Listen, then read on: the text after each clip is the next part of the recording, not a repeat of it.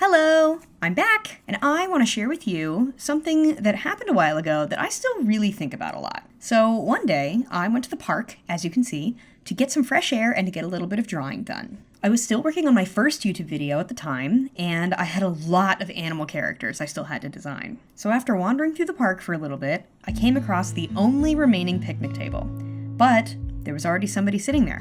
He was a little bit older than me, wearing scrubs, and eating his lunch, so I assume he worked nearby. Excuse me, mind if I sit here? Sure. So, the two of us sat together in a nice, comfortable silence. It was a beautiful day, the wind was blowing, and it was just so peaceful. But I'd run out of ideas for new animals to draw.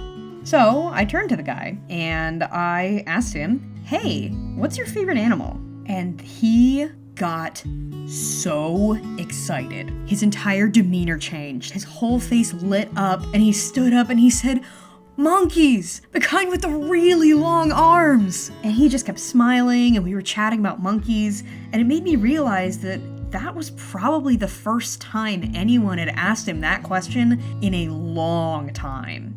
And it got me thinking. When you're a little kid, you're still kind of forming your personality and all of your likes and dislikes and interests, so people want to ask you what your favorite color is, or your favorite food, or your favorite animal. But when you grow up, the focus shifts away from what you like and more into what you do. When you meet a new adult, they'll say, "Oh, what do you do?" Or maybe they'll say, "Tell me about yourself." But that also kind of just means, what do you do, and maybe where are you from? They don't want to know what your favorite animal is. It's not even on the list of things to ask another adult. But I think they should. I think we as adults should care about what other people like, even if it's kind of silly or doesn't really matter in the grand scheme of things. It's just kind of a nice way to get to know people. And honestly, you can tell a lot about a person by what they say their favorite animal is. So, if you're like that guy I met in the park and no one's asked you your favorite animal in a long time, I'm asking, right now. I want to know what your favorite animal is. Put it in the comments. Maybe I'll draw some of them. And if you're ever having a hard time breaking the ice or getting to know somebody new, you should just ask them, "Hey, what's your favorite animal?"